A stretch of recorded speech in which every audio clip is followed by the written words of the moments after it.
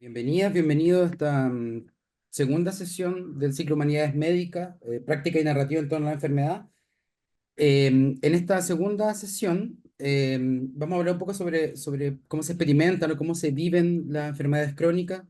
Para eso, em, la encargada de esta sesión va a ser Francisca Stutzin, que además es la persona que nos ayudó a organizar este ciclo, entonces además central en este ciclo en total, pero hoy vamos a escuchar su presentación en particular. Francisca es psicóloga y es magíster en pensamiento contemporáneo por la Universidad de Diego Portales, sí, por esta universidad, y es especialista en psicología clínica y psicoterapia de la Sociedad Chilena de Psicología Clínica y Psicoterapéutica. También es magíster en filosofía política y economía de la salud y es doctora en humanidades de la Universidad de la University College London. Y desde 2021 se desempeña como investigadora postdoctoral en el Departamento de Salud Pública de Atención Primaria de la Universidad de Cambridge y es también miembro del Departamento de Historia y Filosofía de la Ciencia. Y entonces vamos a dejar ahora a Francisca hablarnos sobre su presentación, que puede decir el título, que es Presencia, Ausencia, Narración, cómo experimentamos las enfermedades crónicas. Francisca, cuando quieras. Muchas gracias, Felipe. Te voy a compartir mi presentación.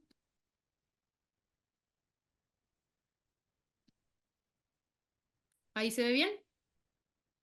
Bueno, muchas gracias, Felipe, de nuevo por la introducción y Manuel también por la oportunidad de estar aquí hoy día presentando esto y organizar este ciclo en general, que ha sido una experiencia súper, súper linda. Eh, ok, entonces, para empezar, bueno, Felipe ya compartió el título de la presentación de hoy día. Quiero volver un poco sobre esta idea que Manuel compartió al comienzo del ciclo la semana pasada, de cómo las humanidades médicas aparecen como este movimiento de crítica al reduccionismo biomédico. Y entonces quiero entrarle ahí un poquito a cuál es el problema con eso, qué significa y entonces cuál es la distancia que estamos tratando de salvar en esta disciplina. Y acá tengo el ejemplo de una ficha clínica, que en este caso es de otorrino. Y como pueden ver ustedes, hay muchas categorías que ya existen de antes y vemos arriba que hay un espacio donde se puede llenar algo de información sobre que caracterizan al paciente o al consultante y luego alguna información que nos ayuda a ver por ejemplo, dónde se encuentra el problema que presenta la persona, dónde le duele, digamos, y también alguna información que pudiera ser relevante para entender un poquito mejor lo que le puede estar pasando eh, y específicamente pensando en un diagnóstico y ojalá un tratamiento, ¿cierto? Y este es el mecanismo que la medicina ha generado para codificar aquello con lo que una persona se presenta en una consulta. Pero luego, ¿qué pasa? Pasa que la gente llega con otro tipo de información a la consulta. Y acá les quiero compartir este fragmento del libro de Almudena, Almudena Sánchez, perdón, Fármaco. Es un relato breve, un fragmento breve del libro, que dice, esto es como ella presenta lo que a ella le ocurre, lo que está sintiendo y cómo se manifiesta su enfermedad. Ella dice... La sombra de mi cerebro es más potente que su luz. Un frío helador me atasca la cabeza. Vivo en el Ártico. Hay tres cosas esenciales que hago para curarme. No pensar, estarme quieta y tragar pastillas. Y entonces, acá es donde vemos la distancia de la que hablábamos antes entre aquello que le pasa al paciente y lo que la medicina puede entender. Y esto tiene que ver con que la medicina viene de una ciencia que viene de la idea de una mirada del mundo, una filosofía, ¿cierto?, que entiende la mente y el cuerpo como dos entidades de naturaleza completamente distintas, y esto se ha denominado en filosofía, ¿cierto?, en la tradición como el dualismo mente-cuerpo y que entiende el cuerpo como un objeto que podemos tratar, arreglar, etc. Eh, y en las humanidades médicas, bueno, Merleau-Ponty ha sido sumamente importante porque nos ha ofrecido la oportunidad de pensar el reduccionismo biomédico. Bueno, este libro que está acá en la portada, Fenomenología de la Percepción, es del año 1945 en que él introduce el concepto del cuerpo sujeto justamente para superar este dualismo entre la mente y el cuerpo, y entiende el cuerpo sujeto como una relación dialéctica entre el cuerpo, la mente y el entorno. Y la fenomenología aparece como un método de introspección basado en la percepción humana. Y acá es súper interesante pensar, y por eso elegí un fragmento de un libro en que aparece la manifestación de la enfermedad en un lenguaje bien particular, en el lenguaje. Porque en el lenguaje y el pensamiento en la fenomenología aparecen como una realidad, y el pensamiento representa la subjetividad o el cuerpo sujeto. Y el lenguaje es la oportunidad de la subjetividad de tener cuerpo, de hacerse presente. Y entonces es una forma de la fenomenología aparece como una oportunidad súper excepcional, súper privilegiada para mirar la experiencia y específicamente entonces esto se ha tomado por los fenomenólogos que se dedican a entender justamente la experiencia de la enfermedad. Y por allá, por esos mismos años en que decía Manuel la semana pasada, ¿cierto? Que las humanidades médicas empezaban a agarrar vuelo por allá por los 70. Por ahí en los 80, Kate Toombs entonces escribe una fenomenóloga norteamericana que vive con esclerosis múltiple, entonces ocupa la fenomenología como método de introspección personal para pensar una experiencia, la experiencia de enfermedad. Y escribe sobre los significados de la enfermedad y mira ahí la fenomenología de no solamente la mirada de los pacientes, sino también de los clínicos, de los profesionales de la salud. Y bueno, hace un poquito menos de tiempo, Javi Carel, que es una fenomenóloga israelí inglesa, escribió este libro que se llama Fenomenología de la enfermedad, donde continúa el trabajo de Kate Toombs, tratando de hacer más específicas las comprensiones que ella ofreció a finales de los 80. Y acá yo les quisiera compartir algunas cositas que después van a ser importantes para pensar cómo es que yo he estado trabajando específicamente las enfermedades crónicas.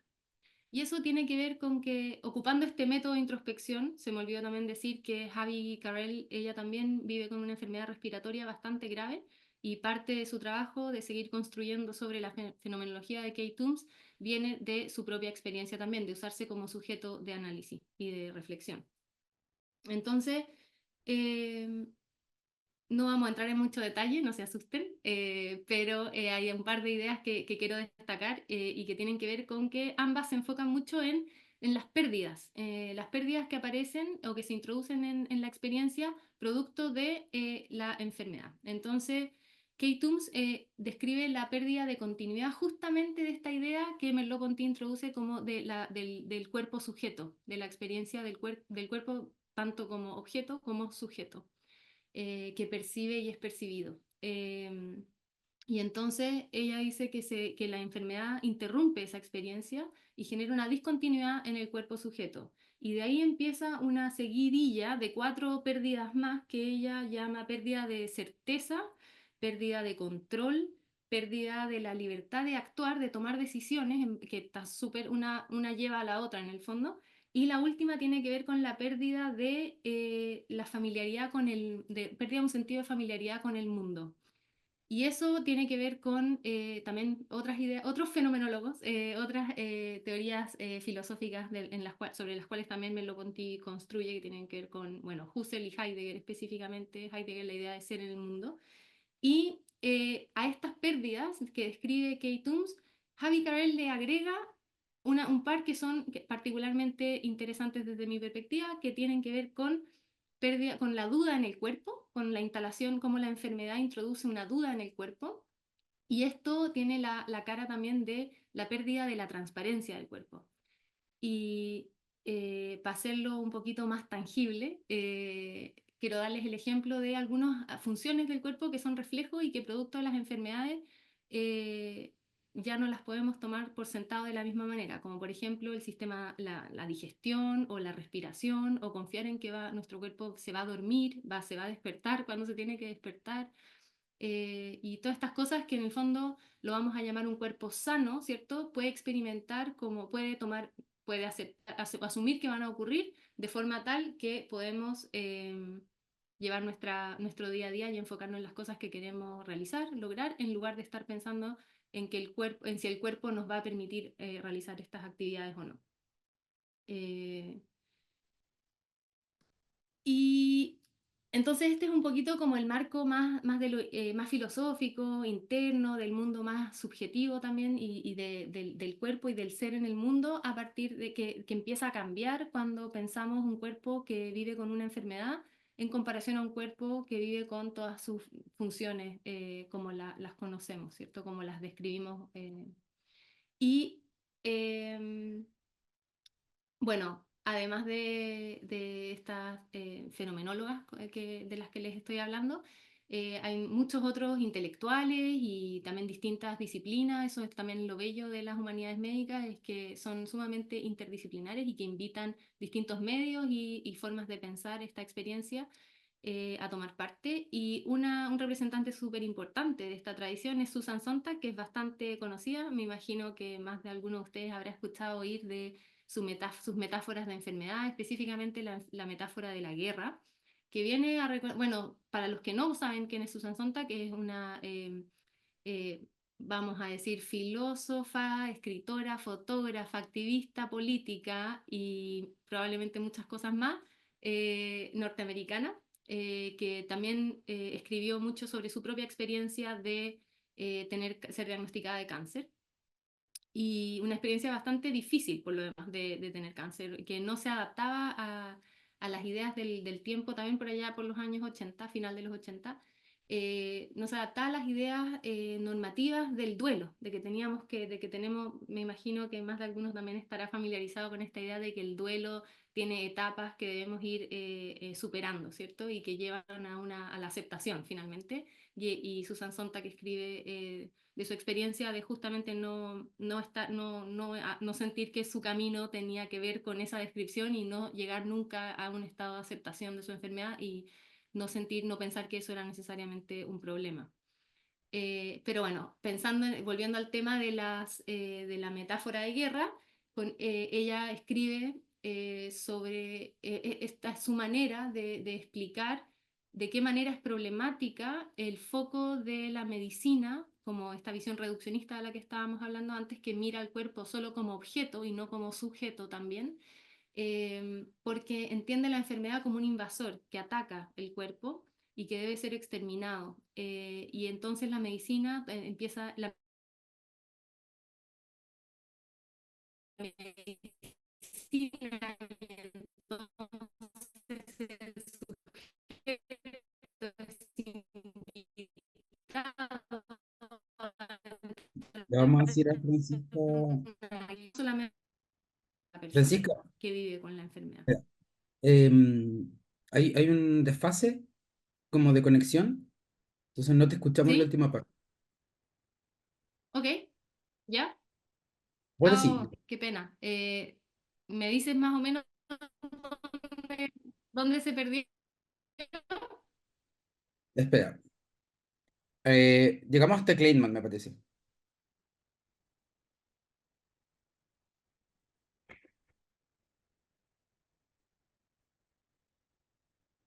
Ok, entonces creo que lo último que estaba diciendo tenía que ver con la metáfora de guerra. ¿Eso más o menos se escuchó? ¿Se alcanzó a...? ¿Sí? De pronto, si quieres, saca la cámara por el momento, porque igual hay un desfase. Entonces eso puede ayudar quizás a la conexión mientras está la diapositiva.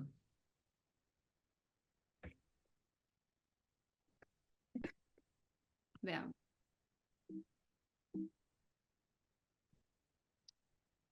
Eh,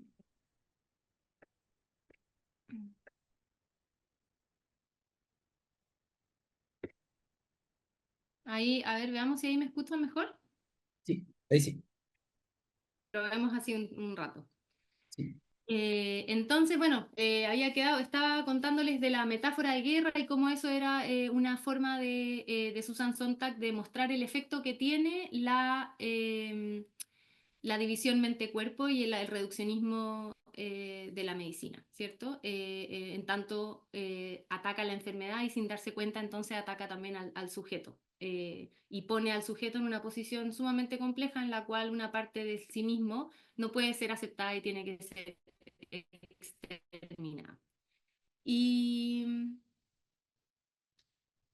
entonces, ahora les quiero contar un poquito también de gente que trabaja en el espacio de las humanidades médicas, es súper amplio, y él tiene formación como psiquiatra y como antropólogo. Y lo que les quiero compartir de su trabajo es que, bueno, él comparte a partir de lo que él aprende y escucha de las personas que consultan por motivos de salud mental. Él se empieza a prestar atención a un tipo particular de duelo que parece tomar lugar cuando la gente sufre enfermedades que tiene que ver con el duelo por la propia vida, por la vida que se tenía antes de enfermar. Y pero claro, pero no caracteriza, no entra en mucho detalle, sino que simplemente como destaca y es bastante normativo en el sentido de que sigue esta idea que les decía antes del duelo tradicional de Kubler-Ross, que tiene las 5 fases, creo que son 5, si no son 4, pero agrega esta idea del duelo por la propia vida. Eh, Perdón, tengo que... Y bueno, ahora les quiero compartir este fotomontaje que lo hizo Joe Spence en 1992 como parte de su proyecto final, luego de ser diagnosticada de leucemia inglesa, que antes ya había tenido la experiencia de vivir con cáncer de mama y había justamente hecho bastante activismo político en relación a la experiencia su experiencia de haber sido tratada de una forma que para ella fue muy violenta, en tanto su cáncer fue visto, su cuerpo se volvió un objeto de la medicina. Y en este proyecto en particular, en este proyecto, el proyecto final, ella lo que está tratando de hacer es traer, porque parte del problema del reduccionismo biomédico tiene que ver con que al tratar al cuerpo como un objeto y dejar de lado el sujeto del cuerpo, eh, es que la enfermedad y los procesos patológicos y también la muerte se vuelven invisibles, no son parte de la experiencia que puede existir, es parte de aquí reparar, recuperar, ¿cierto? Y, y entonces ella, en este proyecto, del cual les voy a compartir varias imágenes en lo que queda de presentación, ella trata de hacer presente la enfermedad y también la muerte. Y los quiero dejar con esta imagen mientras les cuento un poco lo que yo he estado trabajando específicamente sobre las enfermedades crónicas, que se caracterizan no solamente por su larga duración, sino también por la cualidad paradójica que tiene esta temporalidad. Por supuesto, para pensar esto, yo he construido sobre muchas de las cosas de las que les estaba hablando. Eh, pero he tratado de pensar en más detalle esta dimensión de esta cualidad, la cualidad particular de la temporalidad de las enfermedades crónicas. Eh, y cuando digo que tiene esta cualidad paradójica, me refiero a que específicamente estoy pensando en el aspecto cíclico de las enfermedades crónicas y la incertidumbre que esto conlleva. Eh, Las enfermedades crónicas tienen la particularidad de estar presentes incluso en la ausencia de síntomas o de sus manifestaciones físicas y por eso presuponen la capacidad del sujeto de transferir la cualidad de irreversible y continuo a algo que en realidad en el cuerpo se experimenta de manera interrumpida o discontinua. Entonces, basado en algunas de las ideas que les he estado compartiendo, mi trabajo, para ser un poquito más específico, yo he tratado de describir esta experiencia, bueno, le he empezado a llamar cronicidad en un sentido fenomenológico, justamente a este esfuerzo de armonización de esta experiencia que es discontinua en cómo se presenta, pero que demanda de la experiencia el conocimiento de saber que tiene esta larga duración. Podemos ver estos como dos niveles que representan cierta complejidad, ¿cierto? A nivel de la experiencia, que es como, ok, tengo esta condición que es de larga duración, sin embargo, en la forma en la que la experimento es discontinua. No estoy siempre enfermo, no estoy siempre, y no estoy siempre enfermo de la misma manera, y por lo tanto no puedo estar siempre presente y ausente de la misma manera.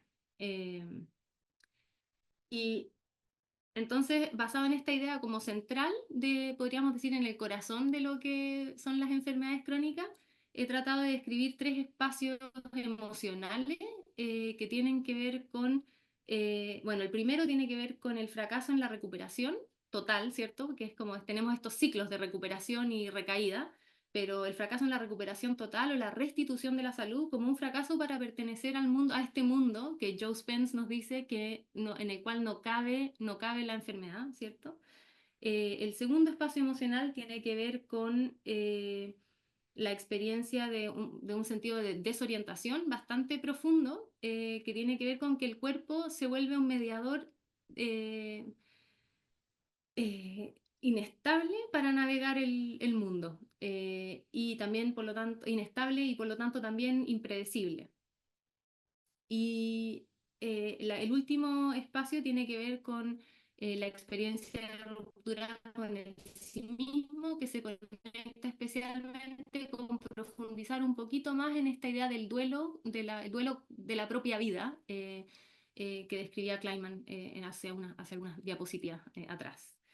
Eh, y entonces les quiero contar porque yo sé que esto suena súper abstracto, súper complejo en algún nivel, pero en realidad ayuda a entender problemas que son súper concretos y reales y presentes en la medicina hoy día. Y tienen que ver, por ejemplo, con que hoy, de nuevo me dice que el internet está mal. ¿Me escuchan bien?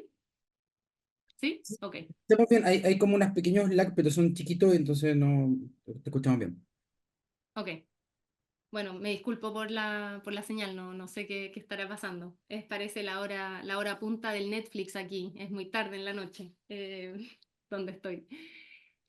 Bueno, entonces lo que les estaba diciendo es que estas ideas que tienen que ver con describir la cronicidad, eh, como una experiencia bastante compleja, desorientadora, etcétera, es nos ayuda a entender problemas, por ejemplo, súper concretos que enfrenta la medicina hoy día, que tienen que ver con que, si bien contamos con un montón de tratamientos sumamente efectivos, la gente no siempre los sigue de la manera que es necesario para que tengan el efecto que se necesita. Y esto en general se le dice como problemas de adherencia a tratamiento, ¿cierto? Pero básicamente eso se refiere a que los tratamientos, por diferentes razones, ¿cierto? Eh, las personas no los pueden tomar de la forma que es requerido. Y entonces entender, por ejemplo, esta idea de la discontinuidad, la experiencia paradójica, esta idea del cuerpo como un mediador inestable, ¿cierto? Y el esfuerzo de transferir estas cualidades de constante y reversible aparecen como un problema justamente cuando pensamos que un medicamento lo que le pide a alguien es esa capacidad de entender que esto es constante, irreversible, etc. Y esto acá es un ejemplo de trabajo que yo he publicado justamente usando estos conceptos para entender el problema de la adherencia al tratamiento y proponer una forma de pensar esos tratamientos que pudiera hacerle más sentido a los pacientes. Y ahora quiero entrar, no sé cómo estoy de tiempo, Felipe. Muy bien, muy bien. O sea, son las 7 hasta como las 7:30 está bien, te queda bastante tiempo, así que está bien. Súper, súper, gracias. Y entonces ahora quiero entrar un poco a contarles que esta es la parte, hasta ahora hemos hablado un poquito como de la conceptualización y de tratar de entender la experiencia y cómo esto puede ayudarnos a ofrecer tratamientos que le hagan más sentido, o que estén más alineados con la experiencia de enfermedad. Pero parte de esto también eh, tiene que ver con esta idea que les decía al comienzo de Merleau-Ponty, de que el lenguaje es la oportunidad de dar cuerpo al pensamiento y a la subjetividad. Entonces, estas dos personas, Michael Burry y Arthur Frank, son sociólogos de la medicina que están particularmente interesados en entender y describir las formas narrativas de la enfermedad. Eh, y y son pioneros en este sentido en construir un puente entre el significado de la enfermedad y las teorías narrativas. El trabajo de Bury se basa en su experiencia haciendo investigación cualitativa con personas que viven con artritis reumatoide, y el trabajo de Frank está más basado en su propia experiencia también de cáncer. Eh, pero bueno, en términos generales, Bury se enfoca más en los tipos de contenidos que se presentan en las historias de enfermedad. eh, y Frank se concentra más en las formas o estructuras de las narraciones. Y bueno, en términos, no vamos a entrar en mucho detalle acá, pero en términos generales, Bury describe tres tipos de contenidos que se llaman centrales, morales y contingentes. Y a él le interesa en particular ver de qué manera las historias se acercan, alejan o se mantienen neutrales respecto de los valores o metas vitales del narrador.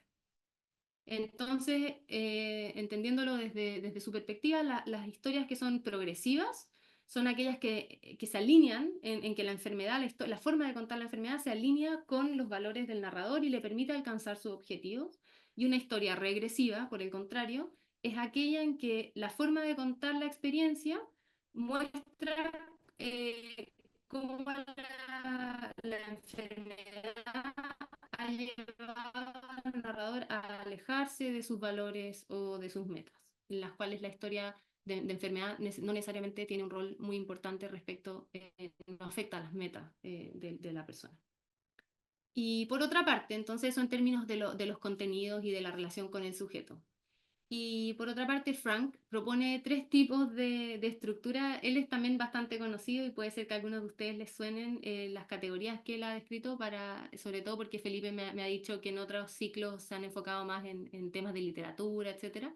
Y las estructuras entonces de las cuales él habla, las estructuras narrativas son eh, las historias de restitución, búsqueda o caos.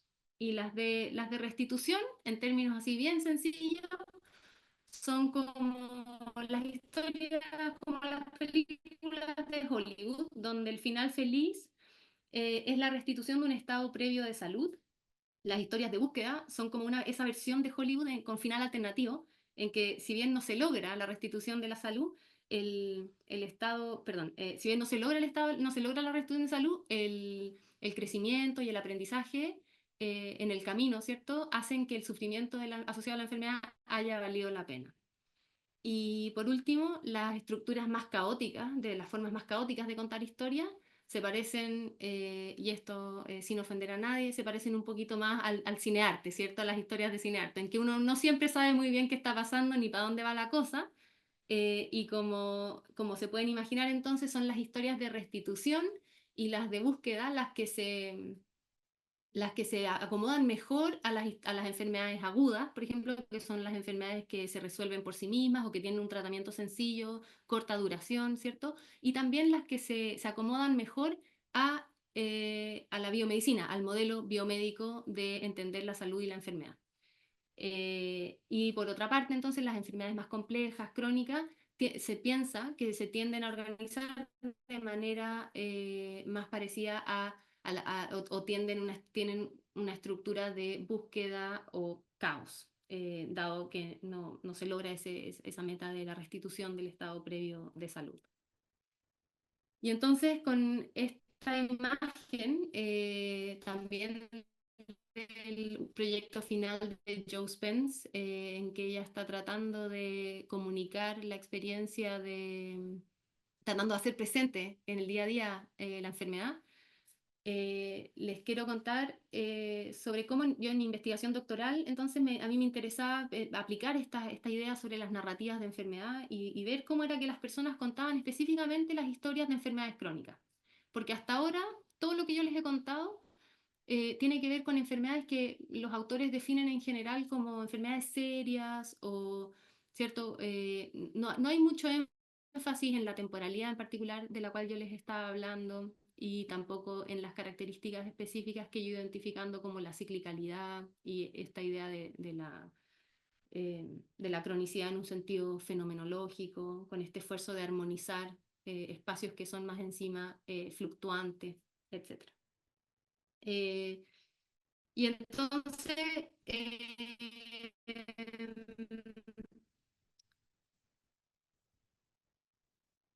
perdón, entonces, bueno, para analizar estas historias de enfermedades crónicas hice entrevistas y observaciones en distintos hospitales en Inglaterra con personas que a propósito tenían una parrilla bien amplia de enfermedades, de diagnósticos, justamente para poder mirar estos espacios, lo que es común en las enfermedades crónicas y no quedarnos en el detalle de síntomas específicos, cuadros particulares, etcétera. Entonces, trabajé y estuve entrevistando y conversando con personas con, por ejemplo, diabetes tipo 1, acromegalia, colitis ulcerosa, Crohn, asma, fibrosis pulmonar, lupus, VIH, entre muchas otras en realidad. Y al analizar las historias, pude ver que si las comparamos con la teoría, ¿cierto? Con estas estructuras de las cuales yo les estaba hablando, en realidad las personas contaban historias que tenían, yo las caractericé como híbridas o mixtas, porque la forma de compartir o de expresar, de ponerle lenguaje a la experiencia de la enfermedad crónica, incluye experiencias, momentos de confianza o esperanza que se parecen más a la restitución, momentos de frustración y desesperanza que se parecen mucho más a las historias de caos, y también momentos de crecimiento y aprendizaje, como en las estructuras de búsqueda de las cuales yo les hablaba. Y esto se relaciona directamente con la idea de la cronicidad en un sentido fenomenológico, donde vimos el aspecto paradójico de la experiencia de enfermedad. Entonces, parte de lo que les quería compartir hoy día también tiene que ver con hablar del COVID prolongado, que es una enfermedad que hemos tenido súper presente en el último año, en los últimos 2 años, que ha sido uno de los coletazos importantes yo hice mi trabajo de campo, la investigación, justo antes de la pandemia, entonces en particular, que se ha definido como una enfermedad crónica, y ha sido súper interesante empezar a ver eh, la investigación que ha ido apareciendo sobre el COVID prolongado y cómo este se ajusta y me ha servido para probar la utilidad del marco que yo he estado construyendo y también estas historias, porque también se ha hecho bastante análisis narrativo. Ha sido muy bonito, ha sido muy excepcional de cómo la categoría diagnóstica del COVID prolongado ha sido descrita como una de las categorías en las cuales los pacientes han tenido un rol protagónico en cómo se ha constituido en la categoría diagnóstica, de una manera que no había ocurrido antes, porque cuando empezaron a aparecer estos síntomas que se quedaban pegados, vamos a decir, ¿cierto?, del COVID, la gente no podía ir al médico porque había muchas restricciones de movimiento, los médicos no sabían muy bien qué era esto, con este cuadro que la gente estaba presentando.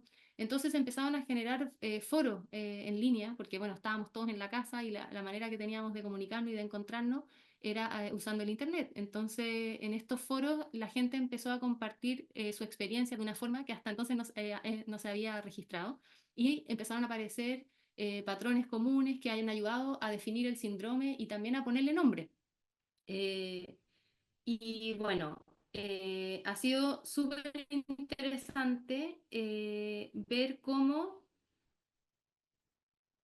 las descripciones del COVID largo han confirmado el carácter fluctuante de los síntomas en esta categoría de enfermedad crónica y la incertidumbre y falta de predictibilidad y confianza en el cuerpo, que son centrales en la descripción que yo he hecho hasta ahora de la cronicidad.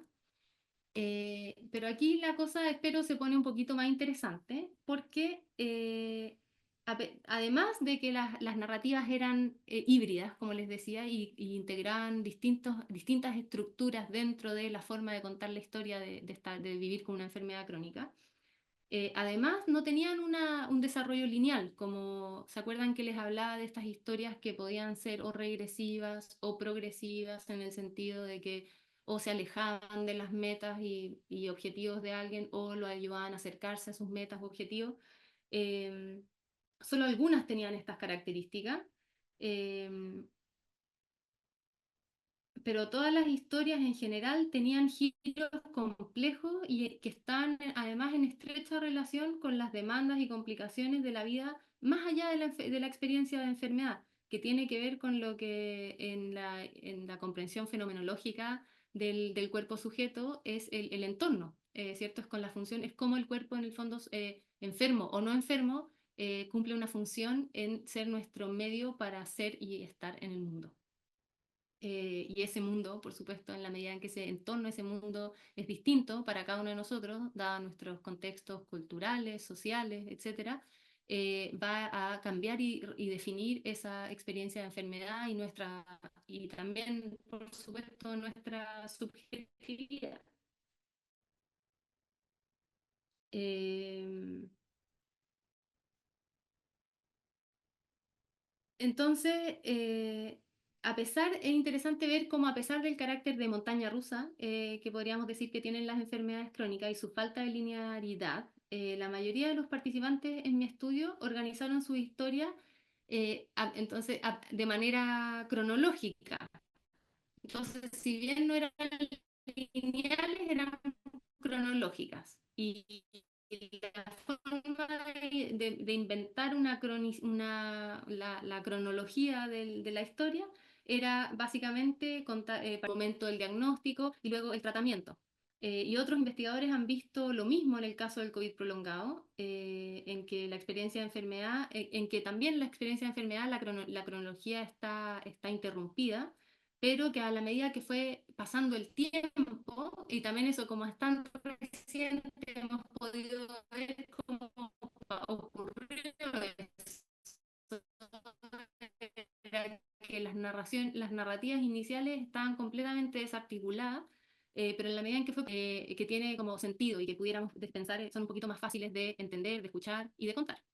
Eh, y bueno, la principal razón por la cual las enfermedades crónicas, las experiencias de enfermedades crónicas se han descrito como difíciles de compartir y contar y por qué podríamos pensar que tienden con el tiempo a tomar o adquirir esta forma de esta cronología, es porque en realidad no se ajustan a la idea de que todo va a estar bien. Y además, claro, uno podría pensar que acá juega una función muy importante la forma en la cual la medicina se ha desarrollado, porque también es esta cronología, la forma en la cual se hacen las preguntas de la historia en la historia clínica. Esa es la historia que de alguna manera los profesionales de la salud salen a escuchar lo que le pasa al paciente. Y ha sido súper interesante ver entonces cómo es que eh, con esa intención de salir a buscar ayuda, entonces la forma que toma la historia se ajusta a aquello que puede ser escuchado.